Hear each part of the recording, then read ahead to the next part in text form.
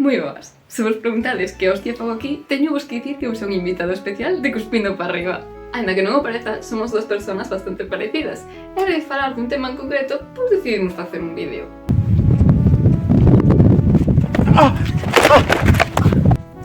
Perdón. Justo che que as mulleres che metan cousas polo cu. E por iso decidimos facer este vídeo. Verdade, Samuel? Isto é o supresor de ruido. Entón, que é sexo? Samuel, vasme pagar xa? Non. Jo. Todo. Todo, dende o punto máis básico da sociedade ata calqueira outro, é sexo. É dicir, o sexo non é solamente algo que implique frotar cousas con cousas para recibir placer, que tamén, senón que ata a máis pequena interacción social adoita estar de certa forma relacionada con sexo. Pero, se queremos afondar no tema, temos que antes falar de xénero e de monosexualidades para poder entender un pouco a que nos referimos. E que quero dicir con isto? Que aparte de que se me dá moi mal improvisar e que esta postura non dá lugar a movimentos moi orgánicos, que isto é unha introducción a todo o resto do tema.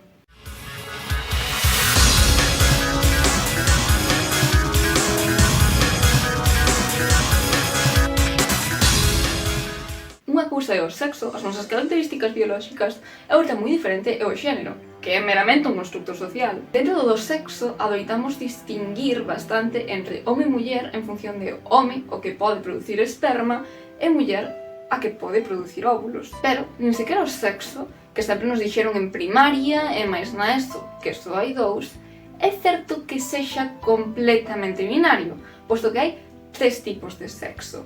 Está o sexo anatómico, que é a forma do noso corpo, a anchura das cadeiras, a forma da cara, quizáis incluso como son os nosos ombreiros ou, evidentemente, como lucen os nosos xenitais. O segundo tipo é o sexo cromosómico, é dicir, o noso sexo xenético, o que di o noso corpo que somos. Normalmente atopamos o sexo XX e XY. E o terceiro tipo de sexo que atopamos é o sexo hormonal, é dicir, que tipo de hormonas sexuais producimos en maior ou menor cantidade. Estes tres sexos adoitan máis ou menos coincidir en concordancia co que se supón que debe sair para que produzamos hexemónicamente óvulos ou para que produzamos hexemónicamente esperma. Hexemónico é o que consideramos normalmente normal, o que cabe dentro da norma, o que esperamos que vai acontecer, aínda que non sexa realmente o que sempre sucede. Que pasa cando estas tres características non coinciden? Pois que temos o caso da intersexualidade, que se pode atopar de diversas maneiras. Temos o caso, por exemplo, do sexo anatómico, que moitas veces podemos ver como non coincide co que hexemónicamente debería coincidir. Non sei cantas veces vistes homes con cadeirazas de muller, que personalmente me encantan. Ou non sei cantas veces hai mulleres que teñen que parir por cesárea, pois porque as súas cadeiras non son suficientemente anchas. Significa isto que deixen de ser homes ou mulleres biolóxicamente? Pois non, porque tamén se poden reproducir con normalidade. E non é algo tan pouco común como algunha xente quere que vexamos. Dentro do que é o sexo cromosómico, temos os cromosomas XX e XY. Moitos de vos escoitaríades discursos transfobos de si, poida que se considere unha muller, pero sempre terá cromosomas XY. Vale, poderíamos dividir os seres humanos en masculinos, cromosomas XY, e femininos, cromosomas XX.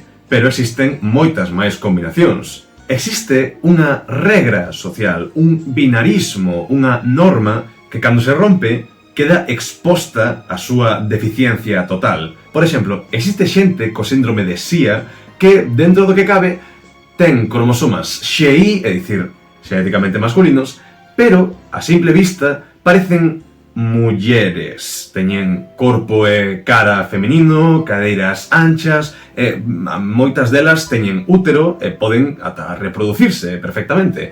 Entón, é aquí cando nos damos conta de que estas persoas que rompen a norma non fan máis que destruíla. Non hai unha norma social a que atenerse. Falando do sexo hormonal, é certo que podemos distinguir tamén certos tipos de hormonas. Por exemplo, testosterona para homes e estróxeno para mulleres. A cuestión está en que hai moitos homes cis. A xente cis son as persoas que teñen o seu xénero de acordo ao que se asignou ao nacemento. Por exemplo, Adolf Hitler. Hai homes cis que xeran moitos máis estróxenos e hai mulleres cis que xeran moita máis testosterona. E cando ocorren estas disidencias, chámaselle intersexualidade. Outro exemplo, por exemplo, é o dos bebés intersexuais que nacen cuns xenitais que son unha mezcla entre unha vulva e un pene. O clítoris, que é iso que moita xente descoñece, pero que as conas teñen, e o falo son o mesmo órgano. Pero na xestación, dependendo de se eres un home, para entendernos ben, ou unha muller, para entendernos ben, pode variar e transformarse nunha cousa ou na outra. Así mesmo, pode ocurrir que simplemente saia unha mezcla rara e saia un clitopene, un xenitais mezclados, algo que rompe con esa norma. Por exemplo, cando unha familia ten un bebé intersexual, é dicir, que nace con xenitais que non son nin visiblemente un pene, nin unha vulva, o que fan é a mítica tecniquiña de dicir que tiveron dous xemelgos, un neno e unha nena. Entón, deciden que é o que queren ter de verdade, é dicir, que queren facer co seu bebé. Querenlle poñer pito ou querenlle poñer cona? Queremos poñer cona, queremos que sexa unha nena. Perfecto, fañen unha vaxinoplastia, teñen unha nena e din que o xemelgo neno morreu. E aí presentan a toda a familia a súa nena perfectamente normal e que non pasou por ningunha operación. Porque aparte de darlles vergoña a súa propia filla, prefiren meterse nunha operación que é superética. É dicir, decidir o xénero e o sexo do teu bebé antes de que el teña siqueira a posibilidade de facelo. E non notades algo performático en todo isto? É dicir, se eu teño un fillo e dime felicidades, tivo un neno, non estou decidindo xa o seu futuro, non estou pensando xa como supostamente ten que ser, que cánones ten que seguir, simplemente porque o médico me dixo hostia, ten un pene. É dicir, no absoluto momento no que din é un home, están poñendo unha serie de carga de valores, unha serie de rasgos na personalidade que ten que cumplir ou é raro. Ten opción viable, ten a liberdade, quizáis, de non cumplir esas opcións, pero definitivamente, visto na sociedade, vai ser algo extremadamente raro e moi xulgado, como é o caso do Top de Samuel. É dicir, ao final esta actividade performática é moi pouco seria, pois que realmente estamos dividindo a alguén segundo a bioloxía en base a simplemente ver as súas características dende fora, sen facer ningún tipo de exame xenético nin nada polo estilo. É isto serio, é isto médico, é isto científico. É dicir, ao final unha vaxina é unha vaxina sempre cando poida ser penetrada, sempre cando sexa un mero xoguete, e non cando tan sequera pode reproducirse. Estou seguro de que che fixeron a pregunta de que farías se despertaras sendo do sexo contrario. E a resposta é masturbarte, fillo de puta, é facer tremenda palla. Pero aparte diso, quero preguntarte, ti imagínate que verdadeiramente sexas home ou sexas muller, entre comiñas as dúas, te despertas sendo do sexo contrario, tendo uns xenitais contrarios. Que farías? Cambiarías o nome? Cambiarías a túa identidade? Pasarías a ser unha persoa diferente? A sociedade veríache de forma diferente somente porque, aínda que teñas o mesmo corpo que xa lle ensinas normalmente, teñas uns xenitais diferentes? Non parece algo tan importante, verdade? Seguirías a ser ti mesmo, pero os teus xenitais cambiarían. Pois iso é do que estamos a falar agora. A sociedade dalle demasiada importancia a isto. A sociedade tende a dividirnos tanto polos nosos xenitais como pola nosa apariencia. E iso crea confusión. Porque estáse moi ben metidos en caixiñas. Estáse moi ben cando as mulleres teñen tetas, os homes teñen músculos e todo encaixa con todo. Pero cando algo rompe a norma, aí fódese a cuestión. E iso non mola, porque hai moita xente que rompe a norma.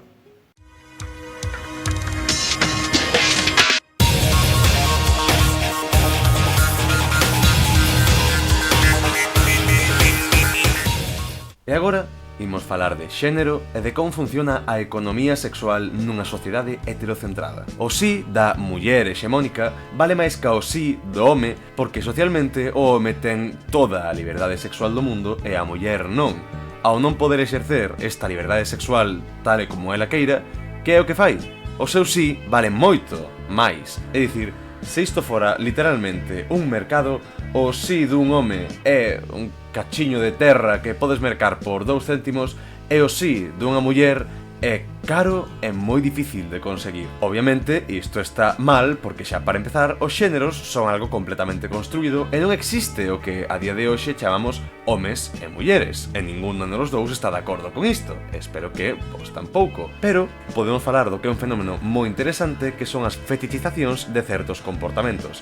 Por exemplo, o home hexemónico quere a unha moza que este sempre detrás del, que se note que quere foder e que lle dé todo en bandexa de prata.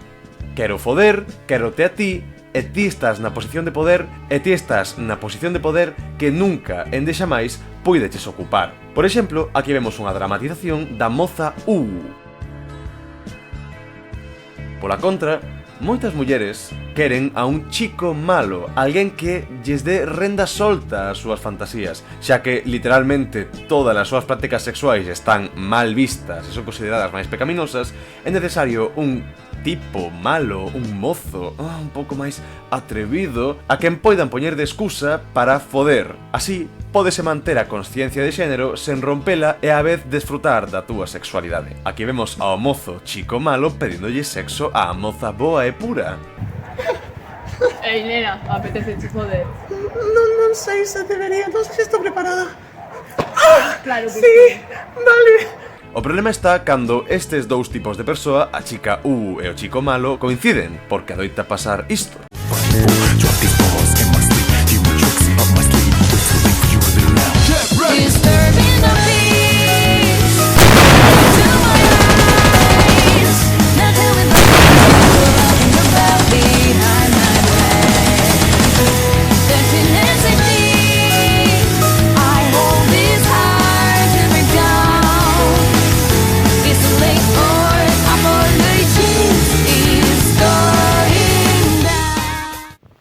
Que puta merda teño aquí no baú? Este mercado nace porque no momento no que nacemos sempre se asume que somos heterosexuais e que temos a opción de ser outra cousa, pero en ningún momento será algo natural.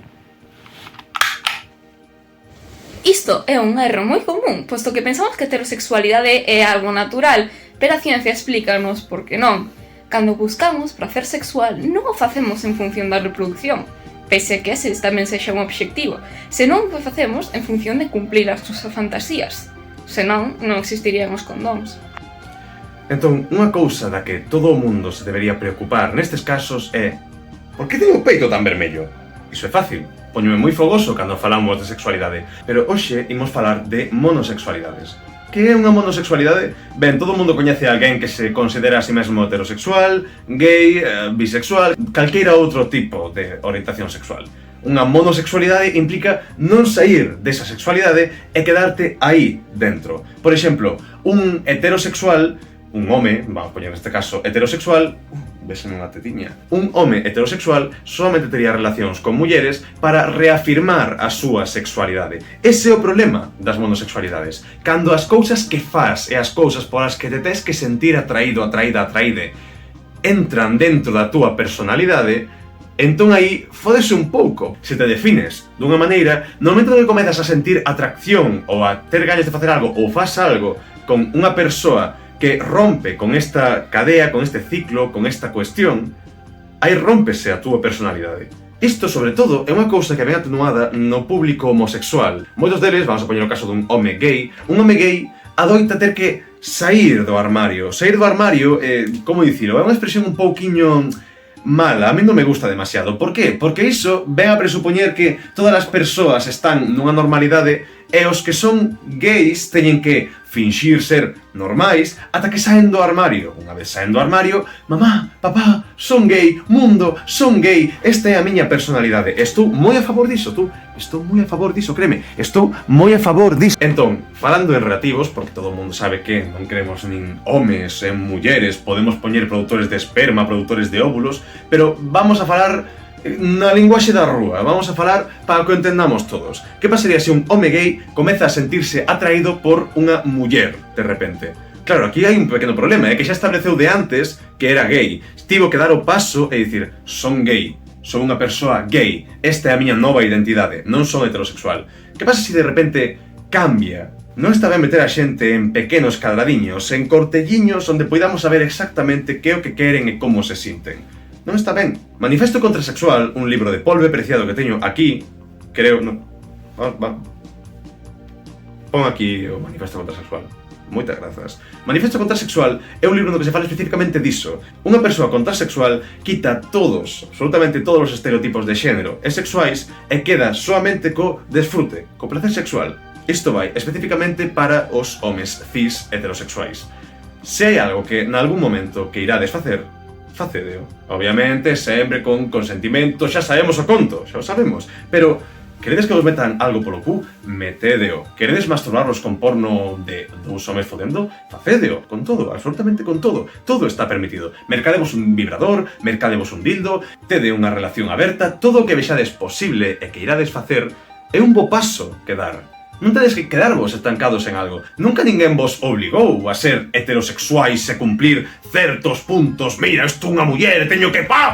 Educar sobre sexo non é corromper aos nenos. Non facelo sí que é corrompelos, porque eventualmente, non sei se o sabedes, pero cando chegues á adolescencia, adoitas ter impulsos sexuais, adoitas querer facer certas cousas. E créeme, se non tes educación dese tipo, a túa primeira vía de educación vai ser o porno, que o porno, como todo o mundo sabe, educa xenial aos nenos, porque meter pito, sacar pito, está moi ben, pero hai máis cousas, vale, hai máis cousas aparte do porno, xente. E a outra cousa, se non é iso, vai ser dos seus compañeiros. E os seus compañeiros poida que teñan a mesma educación que a eles se non lles educaron ben. Non estou a decir que teñes que poñerlle porno ao teu fillo porque non fagas iso, pero sí teñen que aprender certas cousas. Os nenos teñen que aprender respecto, sobre todo, é unha educación sexual adaptada a eles, a cousas que poden entender nese momento. E logo, na adolescencia, cando xa entendan como é o impulso humano de querer comer unha tremenda pirola, nese intre, aí é cando tens que comezar a explicar moito máis estas cousas, máis en profundidade, e explicarlle a gran cantidade de prácticas a parte da heterosexual para que todo o mundo teña unha,